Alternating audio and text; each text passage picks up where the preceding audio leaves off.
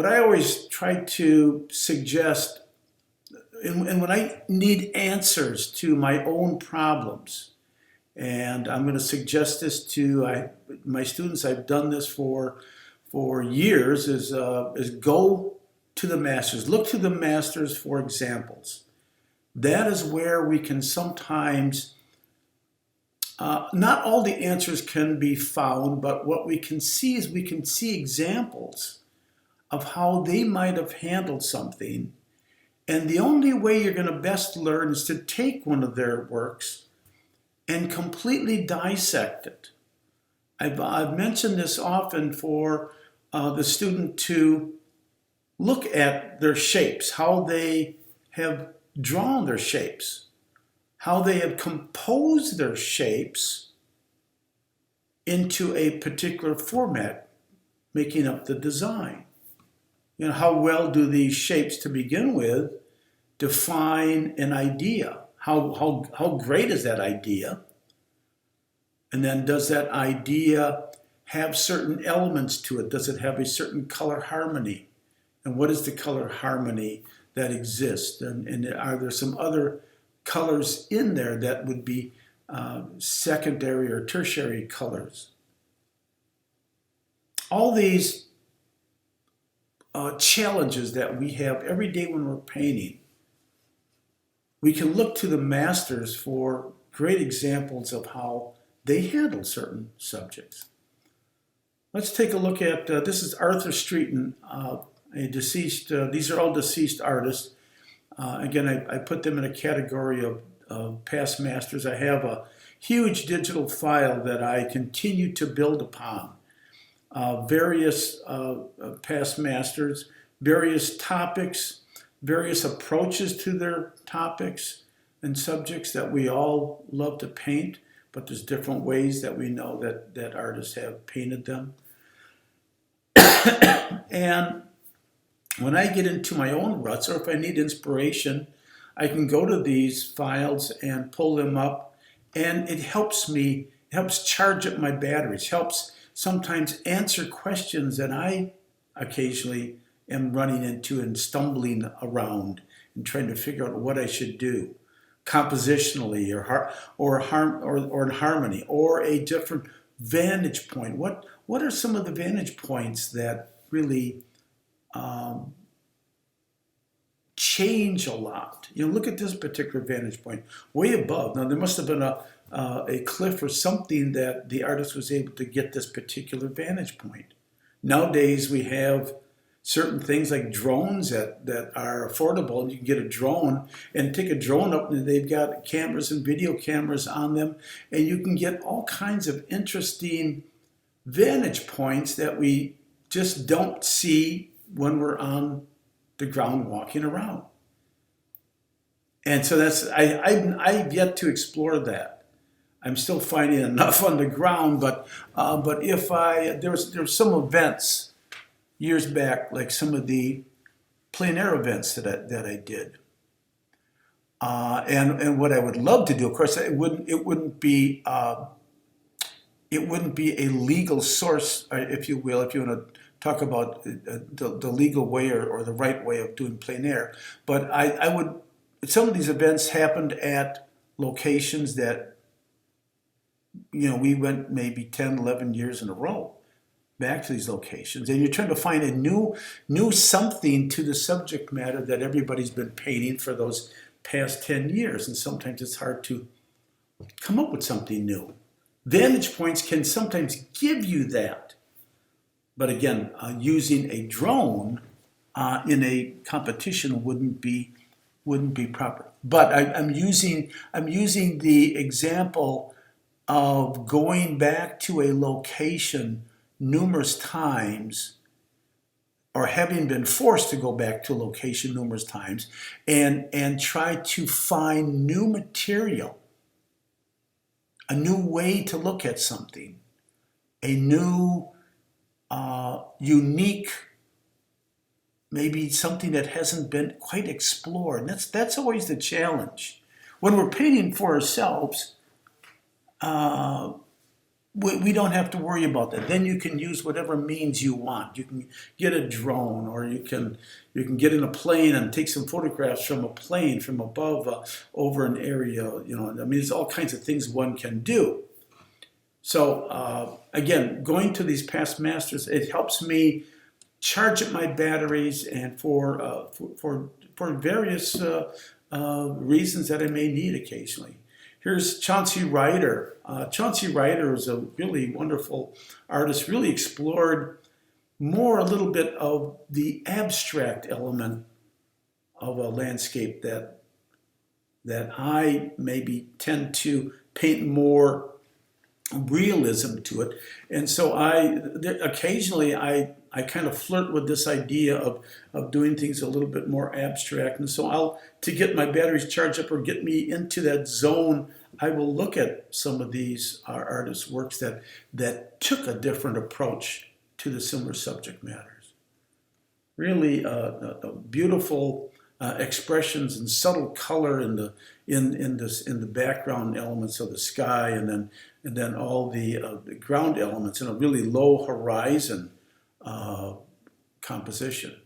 Another one of Chauncey Ryder's works, and a lot of good atmosphere going back into these mountains, and shadow and light effect, and this road kind of path taking you over the hill. One little figure, you can hardly make it out. It's hardly even seems like a figure, but sometimes if a figure doesn't have to be much there to give you a sense that it's a figure, and it's kind of something that you don't see immediately, you kind of stumble across when you're starting to look at the painting, and so that's kind of a nice little surprise that one can introduce to your works. Another one of Chauncey Ryder's a beautiful landscape with trees and kind of a fall scene, and again, a great color harmony.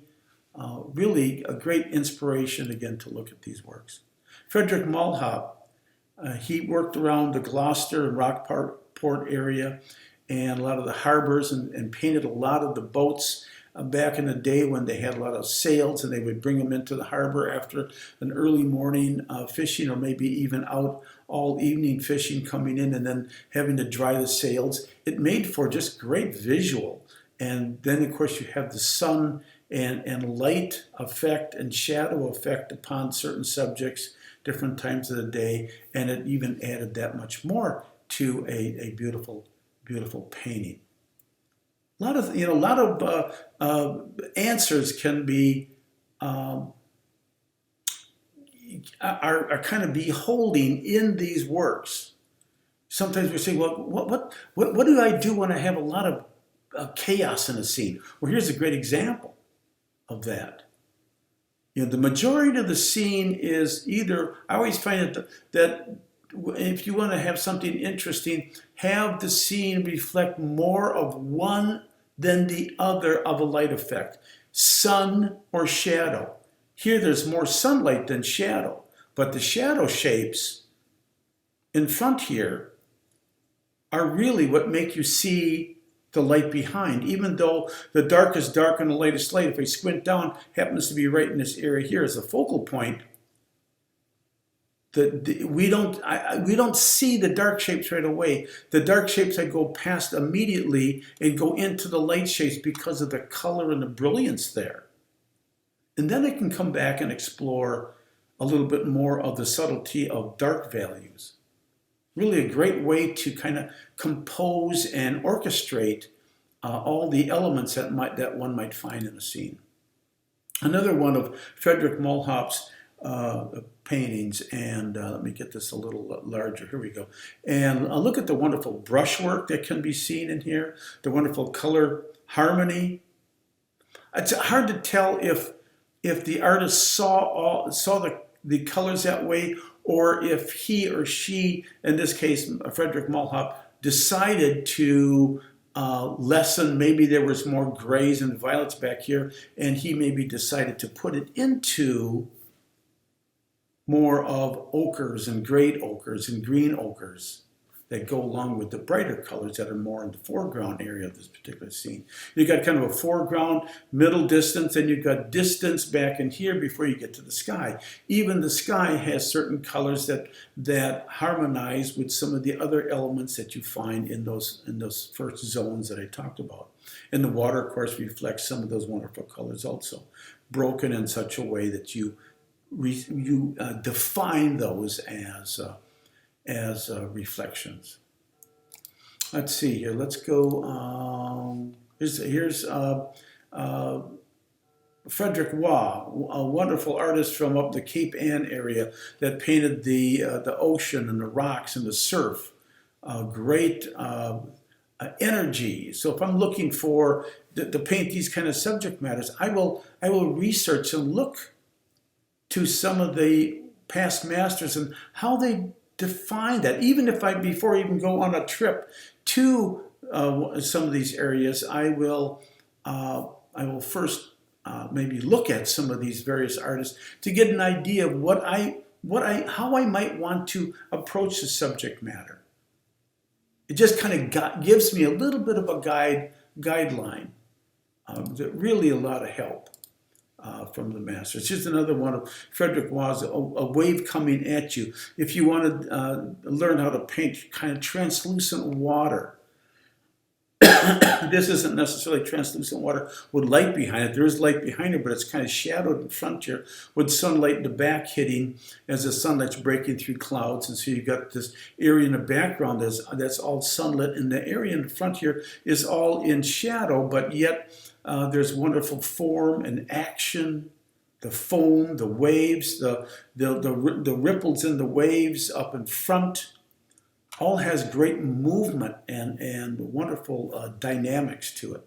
A lot, again, can be understood and learned by studying these works. Here's a great example of a Hanson Puthoff piece from California. He was one of the California Impressionists that loved to paint the various scenes of California. Here's one a little bit more maybe in high desert area with a little bit of foliage in front. And look at these wonderful gray and violet purples and green colors, that sage greens that go along with the red and the red that's in the violet. So he's got the complement of green, but not green necessarily. Here's more green right here, but he's got these sage greens. So he's got this blue mixture with the green, and then he's got the blue mixing with the red that give you the wonderful violets. So it's a beautiful expression done in a very monochromatic painting. Edgar Payne, another one of the California Impressionists, painted a lot up in the Sierras, but he also painted a lot around the Canyon de Chelly, and where there's a lot of wonderful southwest monumental rock formations, and you get this wonderful atmosphere and the light on these rocks that just glow, in the sunlight and bathed in the sunlight. And then you have the idea of the sense of how big this area is by giving a few small little riders in the foreground here that gives you that scale, that perspective of it. Wonderful composition and aerial perspective to this particular piece. So a lot can be learned by studying these works. The last one I have here is from Alexander Waint, and very much a monochromatic piece, and either a sunset or a sunrise, and very subtle colors and wonderful soft edges. So much can be learned by not only the composition and use of color, but how the artist painted the piece. Soft edges and slight little line work that is more detailed and works in harmony and contrast to the larger masses. So much can be learned observing what these masters have left us in museums and in coffee table books. And of course now with the internet, you can go and and just Google it, say the California Impressionists, and you'll find all kinds of names of artists that were part of that movement. Or like in my area where I live, the Pennsylvania Impressionists. There were numerous artists that fell under that category in the late 1800s and early 1900s that painted in this particular area. There's all kinds of movements and artists that were in certain groups. Obviously, we have all the wonderful artists over in Europe. The French Impressionists and the Italian artists, the Spanish artists. Then you get up into Russia with the Russian Impressionists. I talk about them often. And all of these groups and artists have influenced me, and I use them often to study and observe various elements that I might be struggling with.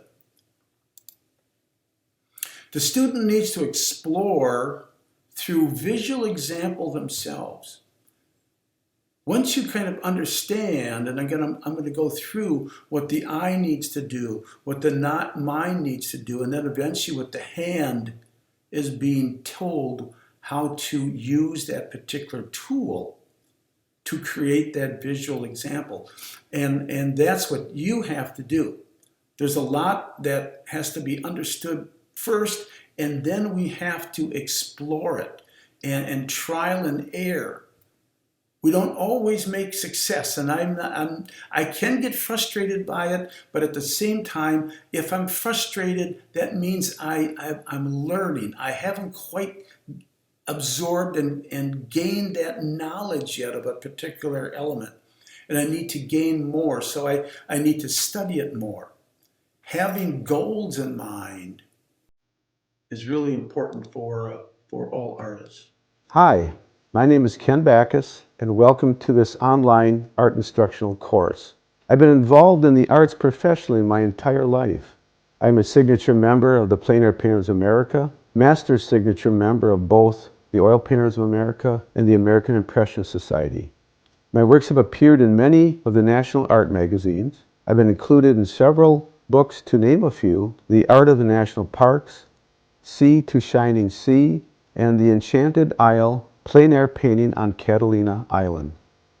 I was one of the hosts for 2 art-related public television series: Plein Air Painting the American Landscape and the art instructional series Passport and Palette.